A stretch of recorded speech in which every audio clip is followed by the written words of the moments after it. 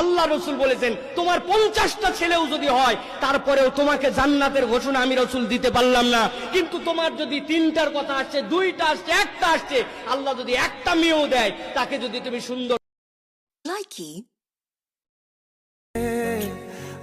কার কাছে দিমু অভিযোগ মা, নিজের ইচ্ছায় প্রবাসে আসছি, স্বপ্ন পূরণের আশায় মা ঈদের আনন্দটাই হারাইছি। काल रात्रि है कल्याणी तेरा जोड़ धरा पर कोई।